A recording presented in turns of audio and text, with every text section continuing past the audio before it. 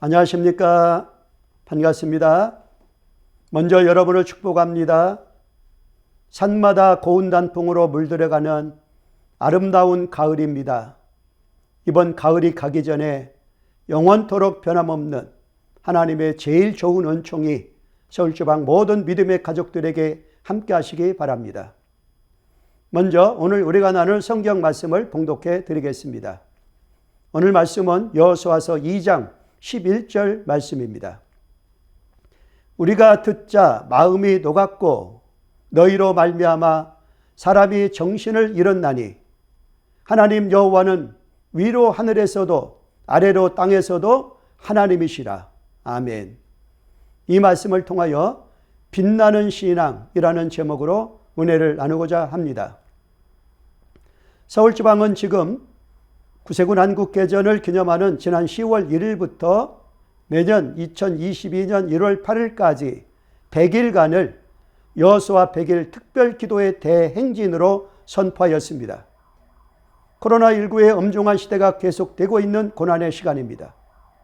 이번 여호수아 100일 기도 대행진을 통하여 여호수아 군대처럼 강하고 담대한 믿음으로 다시 세워지는 서울지방의 모든 영문과 가정과 자녀와 미래가 되기를 소망합니다. 오늘 성경 말씀에서는 진정한 영웅 한 사람을 만나게 됩니다. 만연히 알아주고 우러러보는 영웅적 삶은 아닙니다.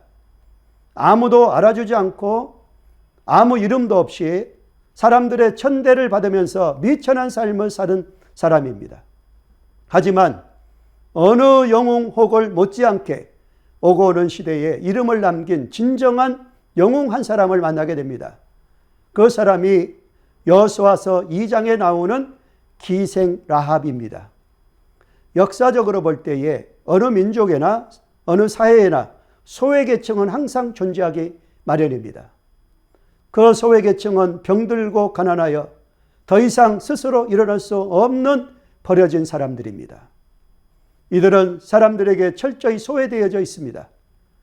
하찮게 취급받으면서 살아왔습니다. 사람들은 이들에게 관심을 갖거나 동정을 베풀지 않습니다. 그들은 그냥 버려진 인생 그 자체로 살아야 하였습니다. 오늘 성경 말씀에 등장하는 여인 라합이 바로 그렇게 소외받은 인생이었습니다. 그녀는 아모리 족속들 사이에서나 꽤나 유명하고 잘 알려진 사람이지만은 기생 라합에 불과하였습니다. 당시의 여성들은 남편의 전우물로 여겼습니다. 이 여인은 그러한 시대의 삶을 연명하는 여인이었습니다. 그러나 하나님은 그 버려진 인생 기생 라합을 귀히 여기십니다. 더 이상 그 인생을 버려진 채로 소외된 채로 그렇게 살다가 끝나게 내버려두지 않으시겠다는 것입니다. 어떻게 그렇게 비천한 운명이 영웅으로 변화되었습니까? 그것은 라합은 자신의 집에 출입하는 많은 사람들로부터 여호와 하나님에 관한 소식을 듣게 되었다는 이것입니다. 이것이 바로 그의 운명을 변화시키는 모멘텀이 되었습니다. 여호와 하나님이 함께 하심으로 이스라엘 백성들이 그 거대한 홍해를 모두 살아서 건넜다는 소식을 들었습니다. 참으로 놀랄 만한 소식이었습니다. 또한 요단 동편에 큰 세력을 차지하고 있던 아모리 족속을 하나님께서 진멸하셨다는 소식도 들었습니다. 라합에게 들려온 소식들은 한결같이 여호와 하나님의 이름으로 이스라엘 백성들이 승승장구하였다는 소식을 들었습니다. 라합은 이를 통해서 이스라엘 백성들을 지키시고 인도하신 그 여호와 하나님이 창조주이시며 전능하신 하나님이라는 것을 믿게 되었습니다. 그 권능의 하나님이 가나안 땅을 이스라엘 백성에게 주셨다는 약속의 말씀에 관한 소식을 들었습니다. 그리고 여리고 성의 수많은 사람들이 모두 똑같이 이 소식을 들었지만 그녀만이 구원의 소식에 귀를 기울였던 것입니다. 로마서 10장 17절 말씀입니다. 그러므로 믿음은 들음에서 나며 들음은 그리스도의 말씀으로 말미암느니라 라고 말씀하셨습니다. 그러므로 우리가 예수 그리스도의 복음을 들었다는 것은 복 중에 가장 큰 복이 아닐 수가 없습니다. 주의 구원의 소식을 들을 때마다 믿음이 생겨나기 때문입니다. 그 믿음이 바로 이 땅에 어느 영웅호걸도 이루지 못한 영생의 구원을 받게 한 운명을 변화시키는 요인이 되었습니다. 라합이 가진 믿음의 본질은 무엇입니까? 그녀가 들었던 이 모든 정보로부터 여호와 하나님이 전능하신 하나님이심을 지적으로 이해하였다는 사실입니다. 그 당시 여리고의 많은 사람들은 이방신을 섬겼습니다.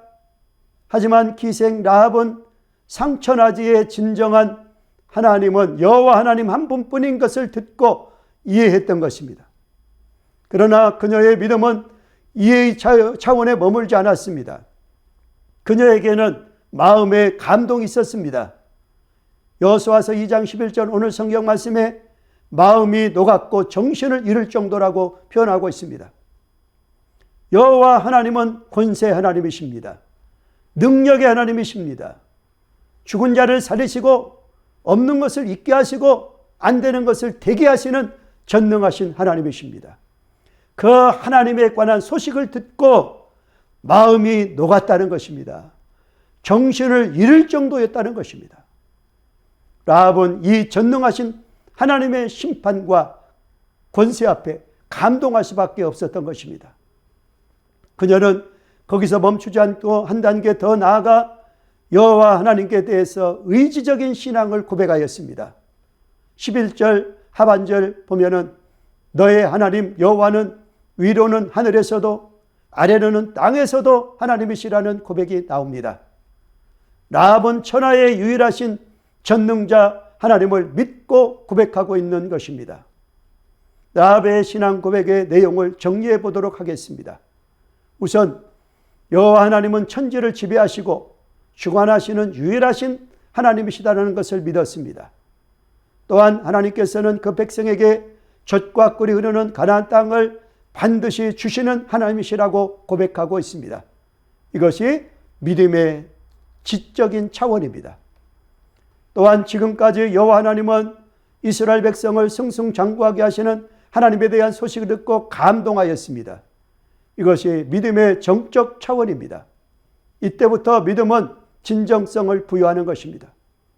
마지막으로 그녀는 자신의 인생과 가족을 하나님께 의탁합니다.